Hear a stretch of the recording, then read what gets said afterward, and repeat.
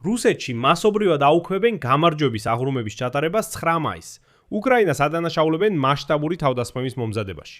პარალელურად, პუტინის რეჟიმი უკვე მეორე დამკვირაში იმუქრება კიევის ცენტრზე დარტყმებით. იმ შემთხვევაში თუ გამარჯვების დღეს ზავი არ იქნება. გუშინ რუსეთის საგარეო საქმეთა სამინისტრომ უკრაინაში დიპლომატიურ მისიებსა და საერთაშორისო ორგანიზაციების წარმომადგენლებს ნოტა გაუგზავნა მუქარებით და მოუწოდა სასწრაფოდ ევაკუაცია ჩაეტარებინათ ადამიანებისთვის კიევიდან. მაგრამ როგორც აღმოჩნდა, ვლადიმირ პუტინი შეგლებულად პროვოცირებს უკრაინას, რომ 9 მაისს მოსკოვზე დარტყმები განახორციელოს. რადგან ეს იქნება შესანიშნავი საბაბი ახალი მობილიზაციისთვის, რეპრესიების გაძლიერებისთვის და ებისთვის და უკრაინის დადანაშაულებისთვის საბჭოთა კავშირში. არ არის გამორიცხული შემდგომი ესკალაციაც, მათ შორის ტაქტიკური ბირთვული იარაღის გამოყენების მზადყოფნის დემონსტრირებაც. თუ კრემლს ნამდვილად სურდა ზავი, რუსეთი ახლა არ გააგრძელებდა უკრაინული ქალაქების დაბომბვას.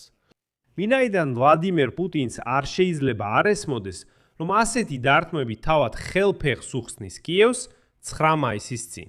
მაგრამ შესაძლოა სწორედ ამას ფიქრობს ის და ეხლა ამ ვერსიას განვიხილოთ.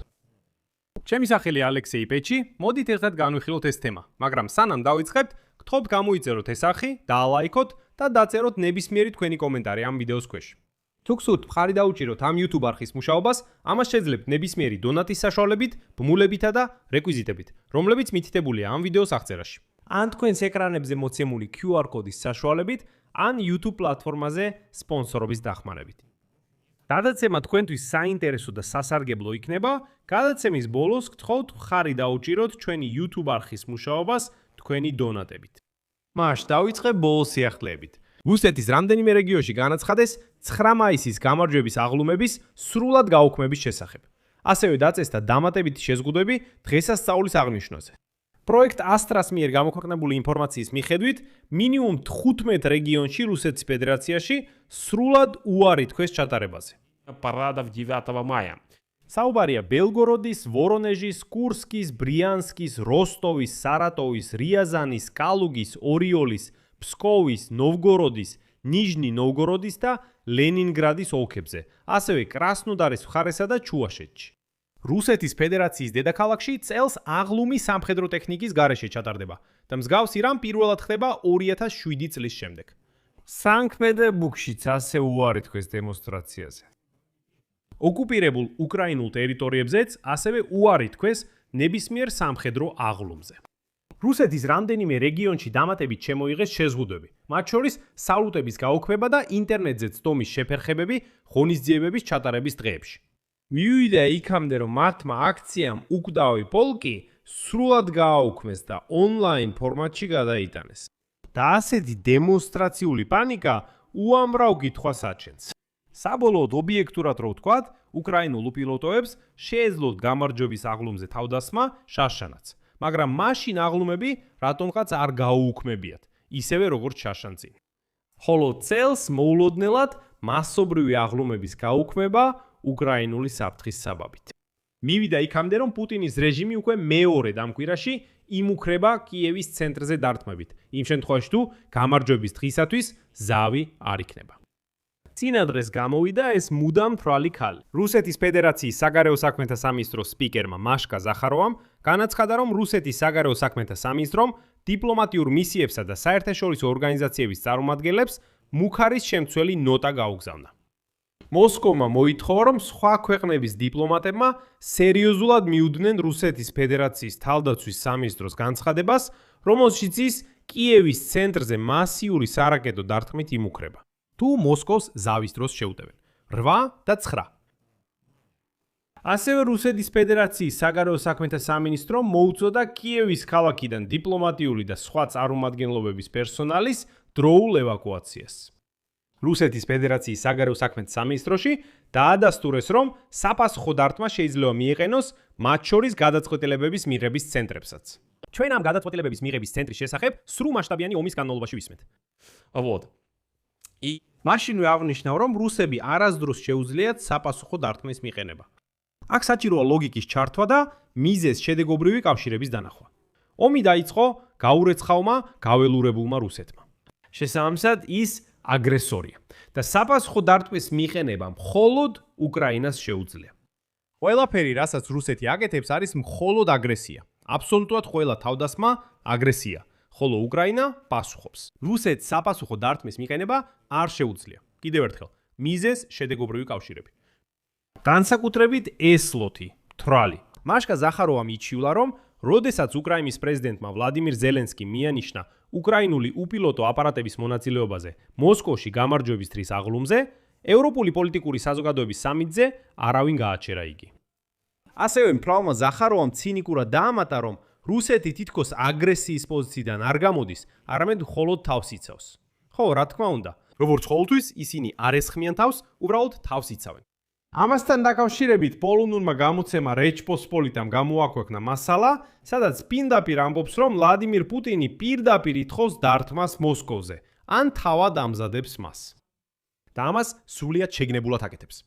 შემდეგ ციტატა რეჩპოსპოლიტადან. ევროპას ჰქონდა უმცირესი შანსი მრავალდღიან ზავსზე, პირველად ბოლო 5 წლის განმავლობაში მასშტაბური ომის ფონზე, რომელსაც რუსეთი უკრაინის წინააღმდეგ აწარმოებს. როდესაც კრემლმა გამოაცხადა ცალმხრივი ცეცხლის შეწყვეტის შესახებ, რომელიც ძალაში უნდა შესულიყო 8 და 9 მაისს ვლადიმირ პუტინის პროპაგანდისტული გამარჯვების აღლუმის დროს, უკრაინა მოხერხებულად აჯობა კრემლს და შესთავაზა საკუთარი ცეცხლის შეწყვეტა. წყვეტა, რომელიც უნდა დაწყებულიყო 5-დან 6 მაისის ღამეს და გაგრძელებულიყო განუსაზღვრელი ვადით. ამგვარად უკრაინამ კიდევ ერთხელ შეძლო ვლადიმირ პუტინის ნამდვილი განზრახვების მხილება ამ ომში. მყიფე მშვიდობის შანსი რუსული ავიაბომბების შედეგად უკრაინული ქალაქების წინააღმდეგ დაინგრა. აქვე აღნიშნავ, რომ უკრაინის შინაგან საქმეთა სამინისტროს მონაცემებით 6 მაისის ღამეს რუსეთის თავდასხმების შედეგად 27 მშვიდობიანი მოქალაქე დაიღუპა და მინიმუმ 120 დაშავდა. აი ასე იცავს რუსეთის ზავს. შუაღამის შემდეგვე რუსებმა დაარღვიეს ცეცხლის შეწყვეტის რეჟიმი. მთელი ღამე რაკეტებითა და უპილოტოებით უკრაინის ქალაქებს ბომბავდნენ. მოდი ცოტა დავფიქრეთ ამაზე. ჯანსავი აზრი გვეუბნება, რომ ვლადიმირ პუტინი მაინც და მაინც დროებით ცეცხლის შეწყვეტაში მაინც უნდა იყოს დაინტერესებული. სულ მცირე იმისთვის მაინც, რომ რუსეთის ნავთობის მრეწველობას და ამ საწვავის საწყობებსა და ტერმინალებს, რომლებიც ბოლო დროს სერიოზულად დაზარალდნენ უკრაინული უპილოტოებისგან, რომლებიც სხვათა შორის უკვე ურალამდეც მივიდნენ, მიეცეთ შესაძლებლობა ამოისუნთქონ, ჩატარდეს რეკონსტრუქცია, შეკეთდნენ და ასე შემდეგ. გარდა ამისა, ლოგიკით ისევ და ისევ საღი აზრით, ვლადიმირ პუტინს ხელს აძლევს ზავი, რომ უკრაინამ ის დაიცვას, რომ 9 მაისის თუნდაც მოგზალებული აღლუმი აუცილებლად ჩატარდეს უსიამოვნებების გარეშე. აი საღი აზრი გვეუბნება, რომ ვლადიმირ პუტინს უნდა დაეცვა ეს ცეცხლის შეწყვეტა, რომელიც უკრაინამ გამოაცხადა იმისთვის, რომ უკრაინამაც დაეცვა რუსეთის მიერ გამოცხადებული ცეცხლის შეწყვეტა. მაგრამ რატომღაც ვლადიმირ პუტინმა გადაწყვიტა ზავის ჩაშლა? თითქოს სპეციალურად უკრაინას საპასუხო ქმედებისკენ უბიძგებდა. და აი აქ გამოცემა ჟეჩპოსპოლიტა სვამს უმნიშვნელოვანეს კითხვას. შემდეგ ციტატა. ან იქნებ მოძველებული რიტორიკა, რომელიც უკვე 10 წელზე მეტია ისმის გაუარესებული ეკონომიკური მდგომარეობის, გაძლიერებული რეპრესიების, ცენზურისა და ინტერნეტის გათიშვების ფონზე ვეღარ არწმუნებს საშუალო რუსს უკრაინის წინააღმდეგ ომის აუცილებლობაში. შესაძლოა კრემლს ესაჭიროება საბაბი ესკალაციისთვის.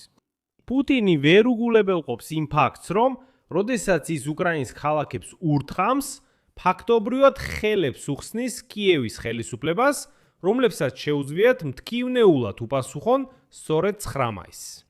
შესაძლოა სწორედ ამის იმედადაა კრემლის დიქტატორი, მაგრამ რისთვის?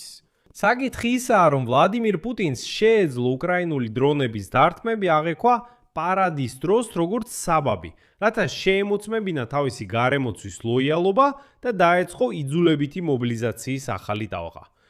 კრემლისთვის ეს ასევე იქნებოდა შესანიშნავი შესაძლებლობა.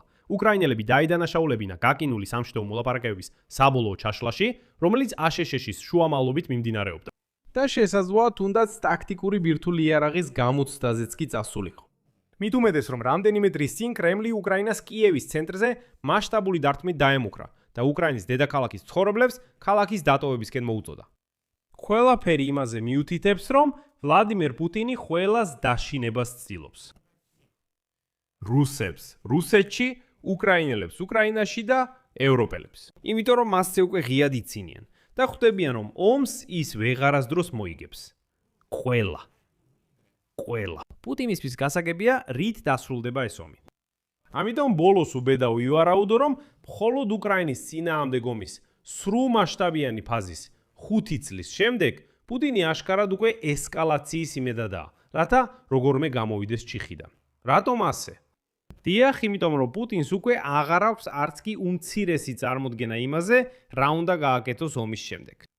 თუ ომი დასრულდება, მაშინ რუსეთში მაგალითად მოუწევს თუნდაც ოდნავ შეამციროს რეპრესიები, შეამციროს ცენზურა. ვერ გაამართლებ ინტერნეტის და მობილური კავშირის გათიშვას, იმით რომ თითქოს ეს უსაფრთხოებისთვისაა, რომ უკრაინულმა დრონებმა არ შეუტიოს. მაგრამ ეს ყველაფერი გაუქმება და შემსუბუქება ძალიან რისკიანი იქნება თავად ვლადიმერ პუტინის მმართველობისთვის. აქ წერტილებს დავასვამ. თქვენი აზრი და დასკვნები დაწერეთ კომენტარებში ამ გამოშვების ქვეშ. თუ გსურთ ამ YouTube არხის მუშაობის მხარდაჭერა, ეს შეგიძლიათ გააკეთოთ ნებისმიერი დონატით ან ფასიანი სპონსორული გამოწერით. ამ ვიდეოს აღწერაში მოცემული ბულებითა და რეკვიზიტებით, ან თქვენს ეკრანებზე მოცემული QR კოდით. მადლობელი ვიქნები თქვენი ნებისმიერი მხარდაჭერისთვის. გარდა ამისა, გამოიწერეთ ჩემი Telegram არხი Pechinius-ი, ბმული მასზე მოცემული ამ ვიდეოს აღწერაში. ამით ყველაფერი დასრულდა, იზრუნეთ საკუთარ თავზე, ყველას მშვიდობით. ბით. სუბტიტრები